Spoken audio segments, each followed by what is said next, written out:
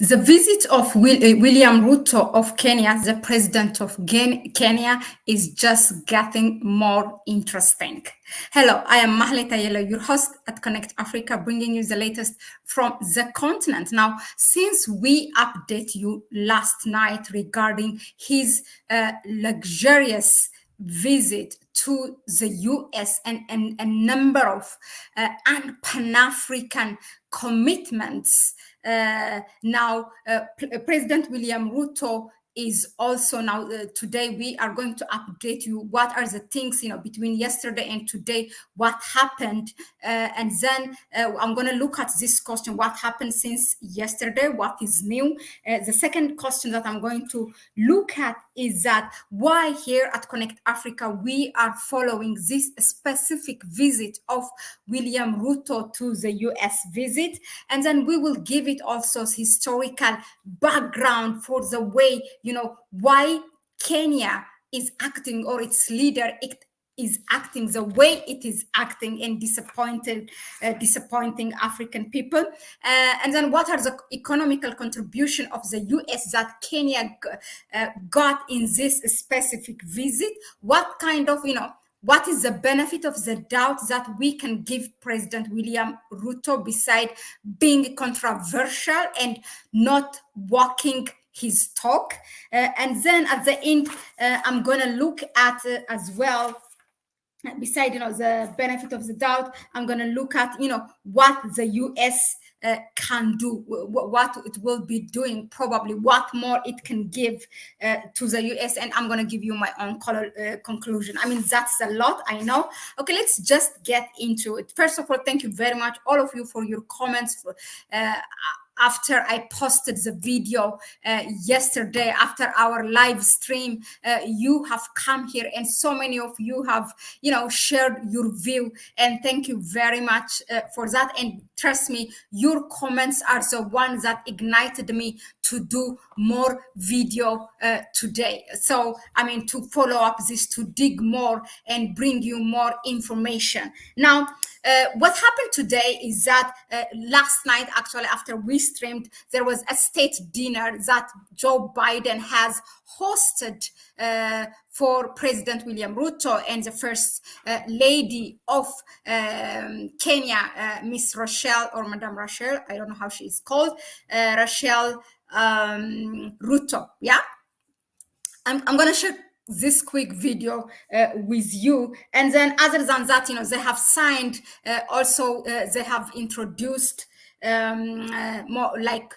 pledging. The US has pledged to Kenya, as they are always, what they do is it will not materialize, or even if it's materialized, it's something that benefits more to them than Kenya, or even Africa for that matter. Okay, now this is the state dinner. You may have seen it, but just to show you a glimpse of it. President Carter was the first president to host leaders of Kenya at an official breakfast, dinner. And in his own dinner toast, he said, your counterpart said that he called the two nations neighbors, and like neighbors, I got to get his quote exactly right. And like neighbors, he said, we do not share borders, but share beliefs. They share the belief in freedom, democracy, dignity, and equality. And for ourselves and for everyone else, we want to share that with everyone here. The fact is, these are shared beliefs that give both our nations strength.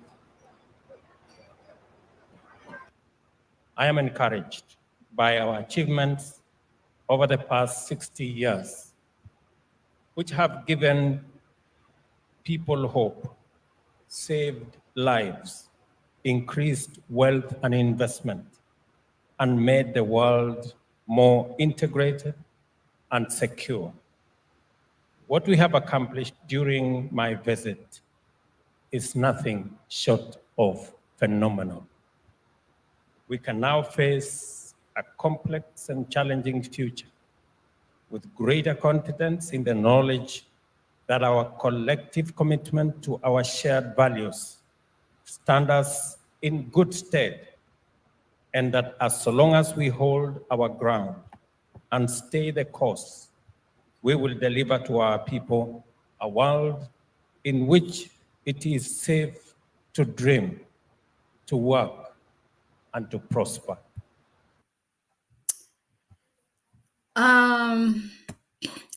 So that's what President Ruto said. Now, the thing is that what you have to pay attention is that now the welcoming of, the host country when they invite a country or, a state leader, when they're hosting a state leader, that even before anything that they sign or anything that comes out of, you don't even have to say media, but to see really the importance of it, you can see from the day that President Ruto arrived in the US, the way he was welcomed to the White House, how those red carpets are rolled out for him, and all the state dinner and everything, a lot of media coverage. So this is meaning US really, it's more beneficial. In fact, the whole thing is more beneficial to the US than Kenya. Now, why do I say here at Connect Africa so many times? We came and we have analyzed, for example, how the Russia, it could be Turkey or China, how they welcome the African leaders, and the same African leaders, how they were welcomed to the West, to Europe, or in the US. We have made comparison. Now, the best example is actually when the African leaders were, have set up this peace committee or whatever, a group of like a handful of African leaders to mediate peace talk between Ukraine and Russia, and the way the Ukraine leader have hosted them and welcomed them, and how they were mistreated at the airport in Ukraine, and then in Poland. Actually, they drove from Poland to Ukraine. So how they were mistreated in Poland by security, and then how they were welcomed in Russia. And when Russia has the Russia Africa Summit, and you can also compare the US Africa Summit. So all this, to show you what is important. So the way it is portrayed by itself, it has a lot of message. So I just wanted you to pay attention on that. Now, the second question I'm going to answer, as I said, is that why we are following this, because from the start of it, the way what President Ruto said, just before a day before or something, he was at the CEO forum in Kigali and Rwanda. And then he said he's going to the US to talk about the debt relief of Eastern African countries. But in fact, what we have seen is something else, totally dragging Africa, not only Kenya, but dragging Africa to have, another military base in the region, in East Africa. So now you can start from that expensive plane of $1.2 million. Some even say that more to 1.5. So it's $1 million per day. That royal jet that they rented from Dubai, and Kenya has its own airways. It's not that bad. It might not be the best in Africa, but it has been serving its leaders, shuttling them wherever they go. Now, secondly, you might blame it on a security reason, or that it is old, as they said, it's three decades, the presidential plane, but you could have rented a cheaper one. The other thing is that you can see that how the US was too quick to say, the US embassy in Kenya, it was not us who is paying for it. Okay, so they were like, they washed their hand clean. So Ruto there's no way to lie except that this is going from the taxpayers of Kenyans, or perhaps US sponsored it. Let's just leave it there. Secondly, in any case, that money could have been used for something else, and then dragging Kenya to join NATO, as if the AFRICOM is not enough in the country, as if the British military is not enough in the country, in the various places, to the to the ecosystem, to what the damage that they are causing by using their chemical weapons there, while they exercise. As if that's not enough, now you have another military base, not only endangering your sovereignty but also endangering the region and the continent as a whole. And then you have also they have pledged. Ruto said in his trip, in one of the interviews, that Kenya is about already hired or something 5,000 skilled Kenyans, but it will be a remote. They will work being from Kenya, and then next year another 20,000. It's not that the problem is that they are working for an American company, but the thing is that using your own skilled manpower for your own, instead of industrializing your country and bringing those technologies and in your country and getting them a job in their own country, than constantly bidding. It's not only Ruto, by the way. Malawi is doing it. Was it Uganda? There's one Southern African country, but others are joining this boat, and Nigeria as well. Now, all these things are there. So this is why it makes it interesting. And if you search on YouTube or Google, he's the number one searched. It's a high topic, a hot topic right now. His trip, from mainstream to, local analysts or people like us here talking about it. Now, number three, what I want to talk about is, yesterday after we posted that video, there was, hundreds of comments in the comment section, and there was one that really attracted me, and because it have come, excuse me, across to me, because I was reading it, but I really didn't dig on it. The thing is that many Africans are blaming or now bringing historical can I say facts or historical sites that which are there. They are saying that Kenya, even previously, their ancestors, that's what they have done. They did not cooperate in the struggle against apartheid for South Africa. In fact, they were the culprits, and then or they did not oppose, and then now this specific comment really it's an enlightenment. And there was this guy who shared his view while he in the university, what his professor shared with them. And the course they were doing is that newly developed political theory. So it was a full year course in the 80s, not now, in the 80s. Okay, it has been decades now. So they were comparing Kenya and Tanzania, which were, in a way, equally that they can compare them equally, comparative samples in the way of, they have same colonial power or masters, which is being the UK or the British, and then around the same time they got their independence. So they were cross-examining these two countries amongst others that they have done in Africa. So now this professor who asked them to do was that he lived in Kenya more than 20 years. That is, he lived the pre and the post-independence of Kenya. So this now here is what one of our really but a great supporter of the channel he writes. Now, the striking difference between the direction each nation took at a point of inception was striking.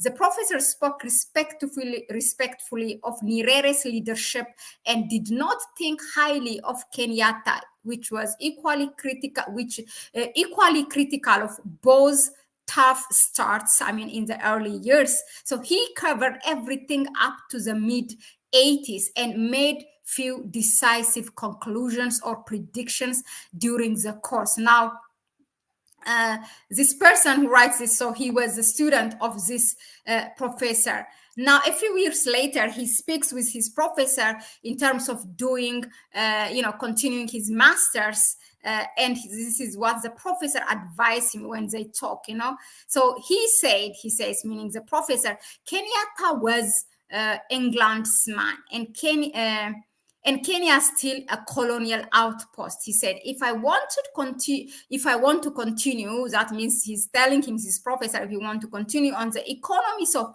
newly independent nations, Kenya was not such. So he had plenty of tales to say about Kenyatta, the state operation, and despised England. He basically concluded that Kenya was always going to be the wrench in Pan-African gears. Now he was, so definitely the professor was not fan of Kenya and the leadership it has post-independence. Now, this might be one person's comment, but I have read this a lot in the comments of other videos and other some kind of, texts are coming up, unfolding Kenya's participation in the struggle against colonialism in other countries. For example, you can take, Nyerere's contribution in other, African countries who did not got when they were struggling against colonialism. You can take Ethiopia's Emperor Haile Selassie. You can take but those Kwame Nkrumah. So all these are, and I mean, there are a few others who got their independence and starting to help others. Now, this is a historical background, I wanted to assess quickly, of course, now to the question that I said, I will answer what kind of contribution did the US made now in this trip. I mean, the only thing we have seen is Coca-Cola is going to bring a $175 million up to $200 million to Kenya. I mean, the country has it's not a poor country, but this is nothing, when you compare it and when you see it to the significance that it will bring to Kenya. And besides, isn't it the manufacturing and the industry and the technologies that Africa want rather than, selling we all know, this sugar and water to the people. I mean, there are quite a few countries that are kicking Coca-Cola out of their country.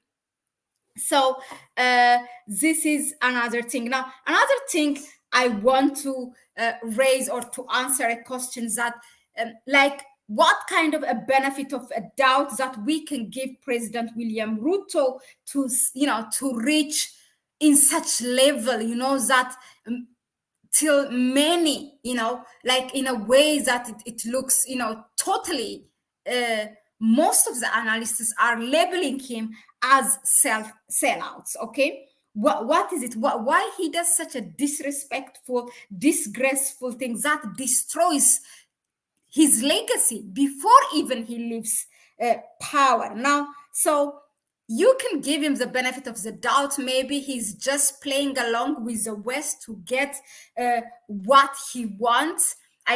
Although I don't know really what he wants, because this is jeopardizing his own stay in power.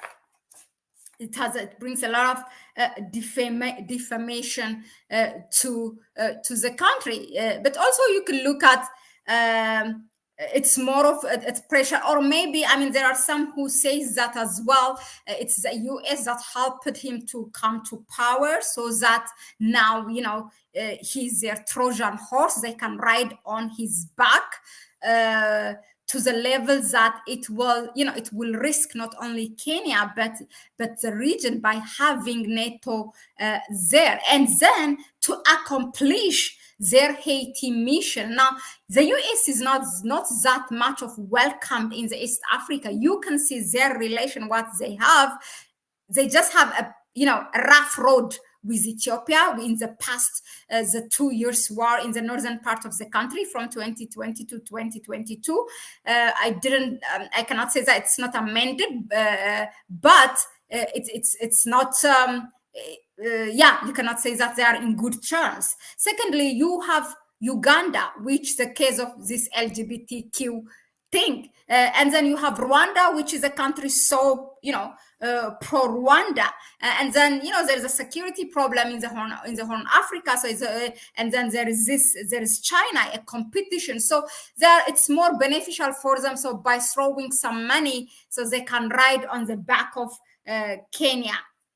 So those are, for me, the benefit of the doubt that I can give President Ruto. But definitely, unless you are coerced, I mean, you cannot do that in such a time, in our generation, and in the time that you have Pan-African leaders like, or revolutionaries of our time, like Ibrahim Traore, like General Abdurrahman Tihiani of Niger, and Assimi Goïta, Colonel Assimi Goïta of Mali, and others. And then we have just seen the Prime Minister of Senegal, Ousmane Sonko, and Diomaye Faye. I mean, there's a lot happening in the country, so in the continent.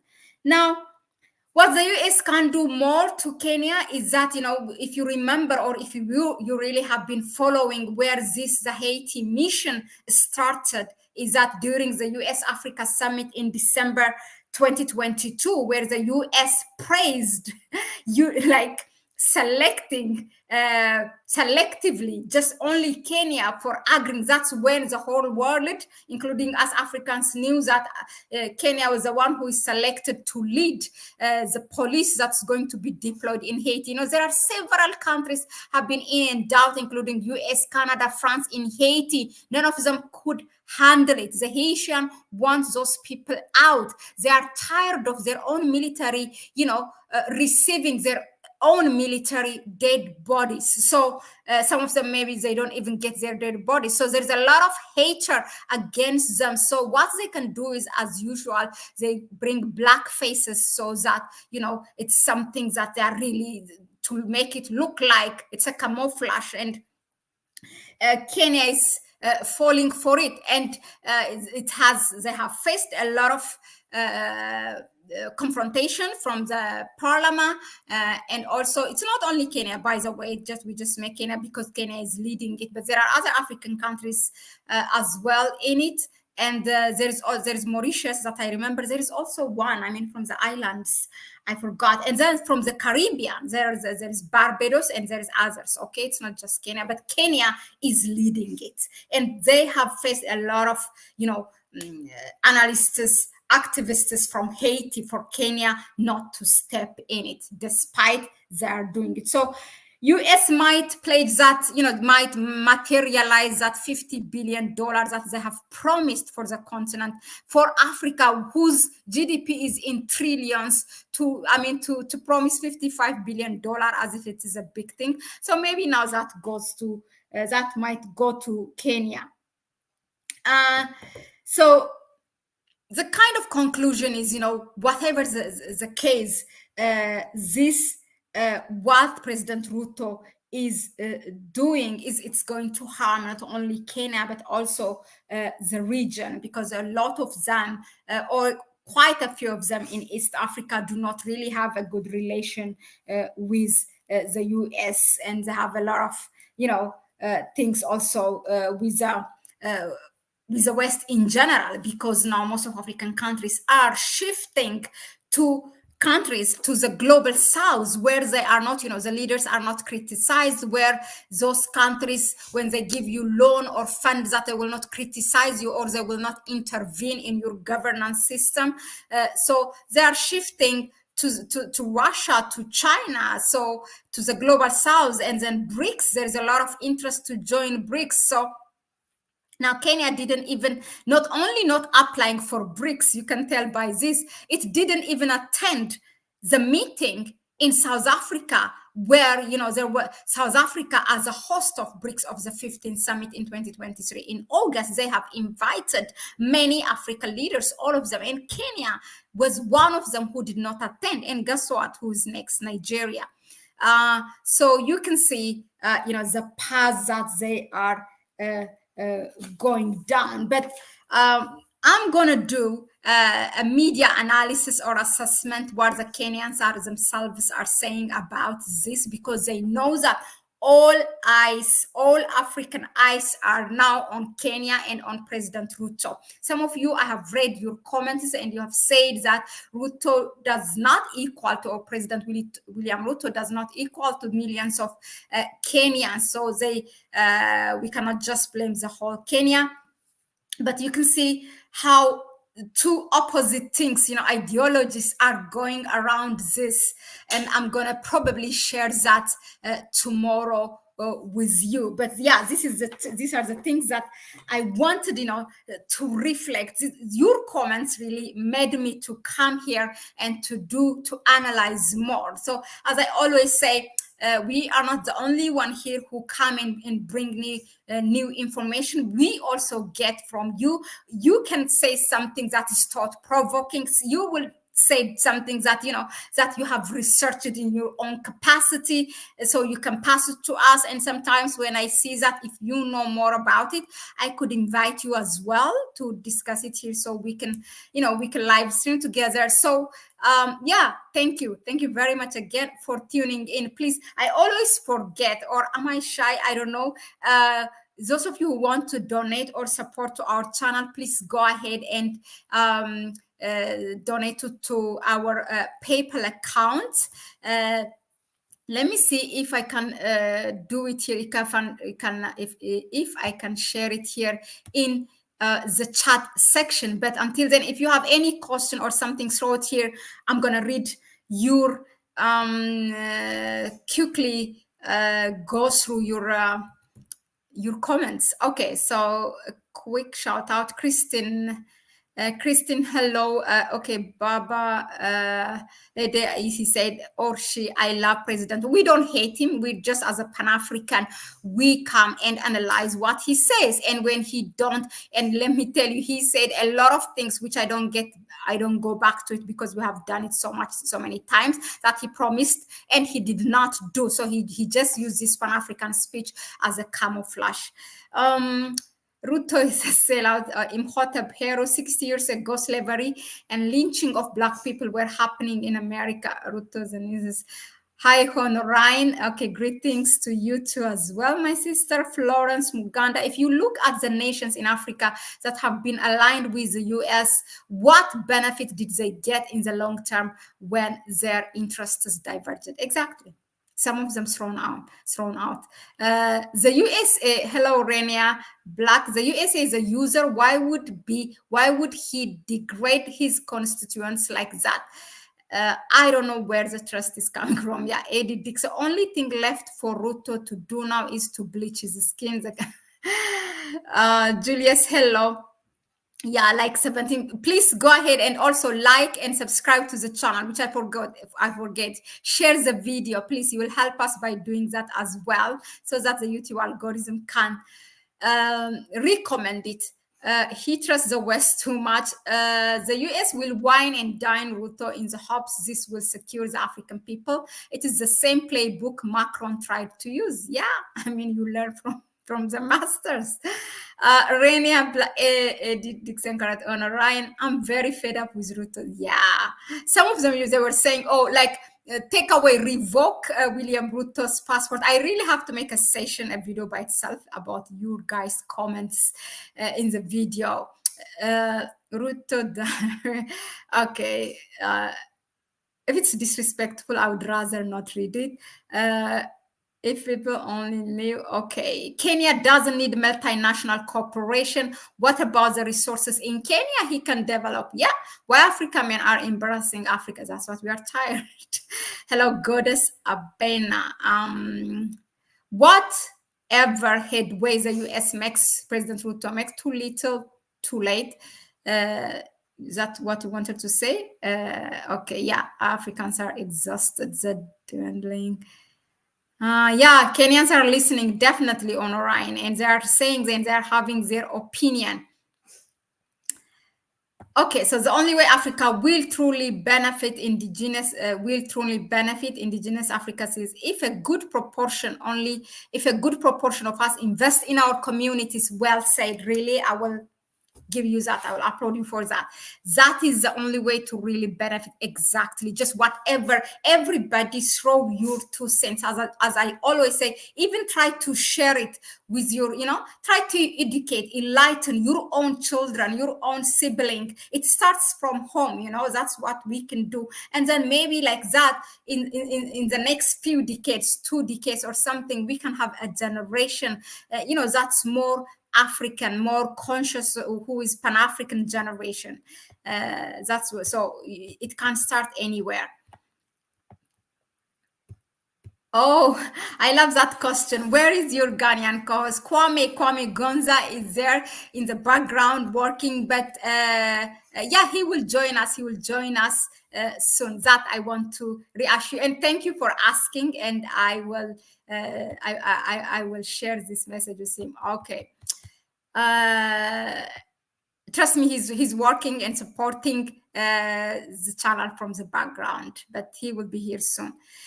All right, then. Thank you very much again. So please do not forget to subscribe to the channel, to give it a like, and to share the video if you find it relevant, and donate to our PayPal account.